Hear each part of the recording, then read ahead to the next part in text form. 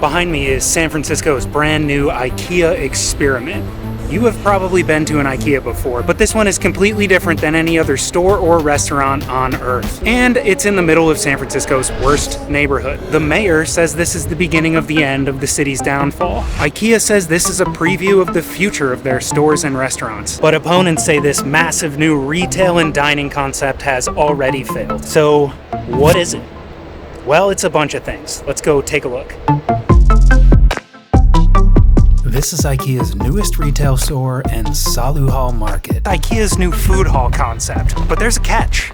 Everything here is plant-based, which feels like a huge gamble. Perhaps the most surprising part about this is the location. This is mid-market in San Francisco, and it sucks. At the same time, you have a few seemingly opposed things. Some of the biggest companies in the world, Uber, Square, Microsoft, etc., all have offices here. Though some have left those spaces, because while rents have remained high, the drug use, homelessness, and crime that happens on this street has skyrocketed. As a result, offices have closed, restaurants have closed, conditions have gotten much worse, and real estate values have plummeted. And this is what's known as the San Francisco Doom Loop. So when IKEA announced they were opening a store in this place, everyone was thrilled.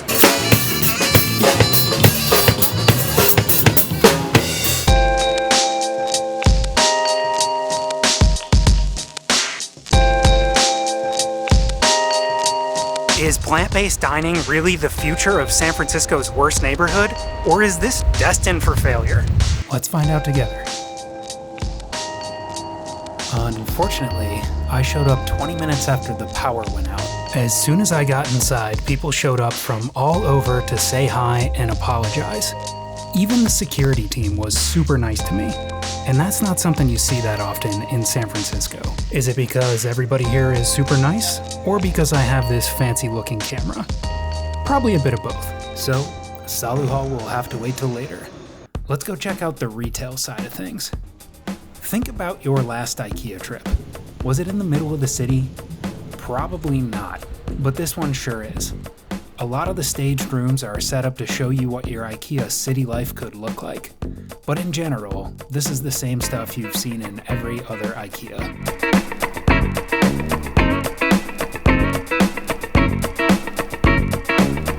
There are a couple grab-and-go food areas that are a bit out of the norm.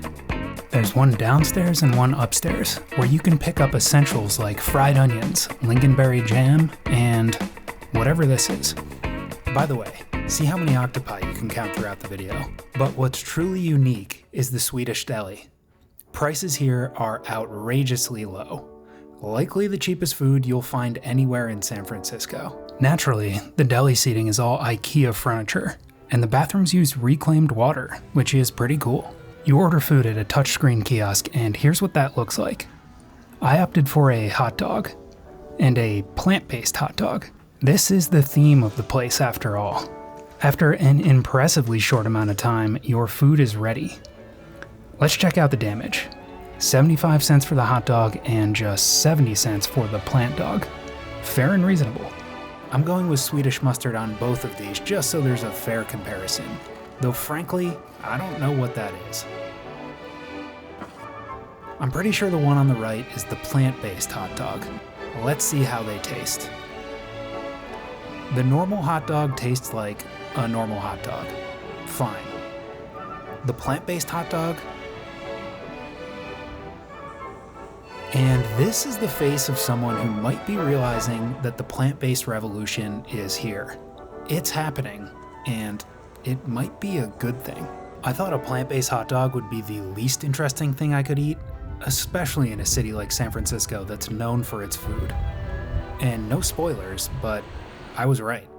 Power's back on at Salu Hall, so let's take a look. Here's a tour of the market.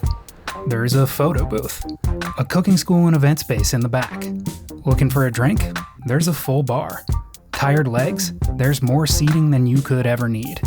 Naturally, everything is decorated with IKEA furniture, and it looks good. This is the upper level, and there are a few other things to share downstairs. But first, this is a food hall, of course, so we have to get some food. But before we do that, let's talk about this building. This place sat empty since 2016. It used to be called 6x6, and one thing that this neighborhood has more than any other in San Francisco is empty retail space. If you've seen videos making fun of San Francisco, chances are they were filmed right around here.